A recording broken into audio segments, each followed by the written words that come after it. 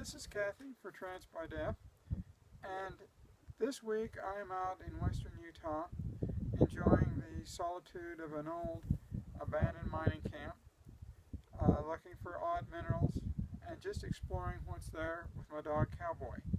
And I'm sure that at some point he will probably come wandering through as he explores just like I am. The topic for this week is the topic of obsessing over transition, and how has that obsession during transition affected your life.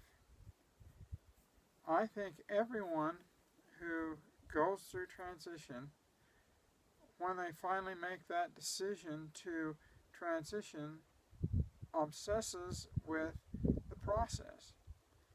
All of a sudden, as you decide that you really want to portray the gender that you are inside, you obsess with buying clothes and jewelry and shoes and all kinds of things that you later don't fit and are way out of style that you end up throwing away. And I think that's one of the major problems that you're faced with as you go through in transition is when you first start, you don't know what you're doing.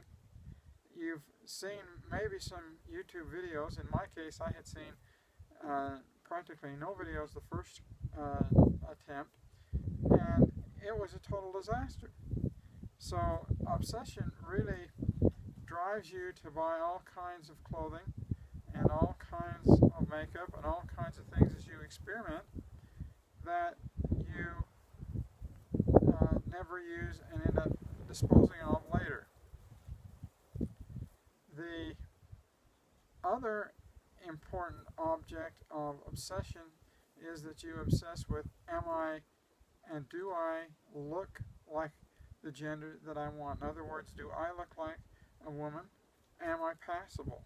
And you obsess over the concept of, am I passable? It's what the people, it's what everyone is saying as they approach me, that the gender that I want to be. How acceptable is what I'm doing. And the third thing that you obsess about is, what is my family going to do? What are the people around me going to do? And what are they going to do at my job? And you end up probably saying and doing some things that you wouldn't normally do because you go way overboard in trying to decide what you should do and what you shouldn't do as you transition.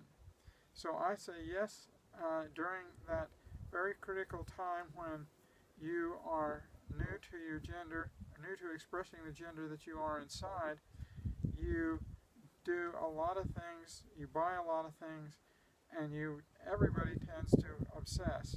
And you do it to a very extensive point where it costs lots of money, and later you end up redoing it simply because you're not happy with what you've ended up buying and purchasing. You're also learning to use the clothes of the gender which you're in. Particularly when you're going from male to female, you're having to learn all of the tips and tricks of makeup. You're having to learn to do your nails. You're having to have your ears pierced. You're having to have other body piercings that you decide that you want. You have to learn to do your hair, which is a very important point. You have to learn to learn what style of hair, or decide what style of hair you want, and then grow your hair to achieve that style. All of that has to be a type of obsession that you're looking at, and a way in which you're looking at it as you transition.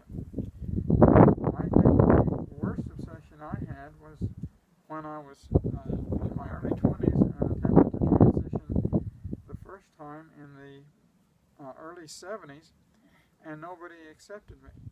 I had no role models except the few books that I had read and the few people that I'd seen on TV, and I was put down so horribly that my obsession kind of crashed and burned in flames.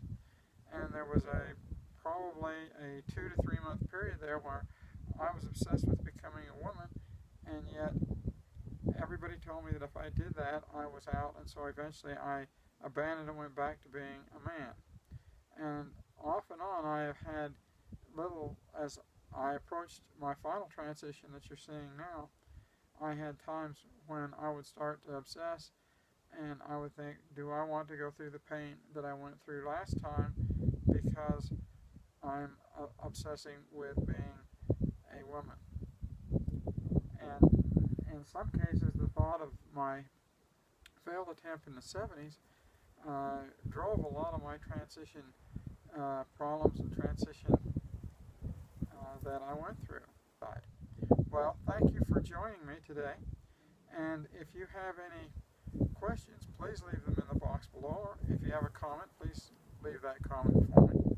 And I thank you for joining me, and I will see you again next week. Bye.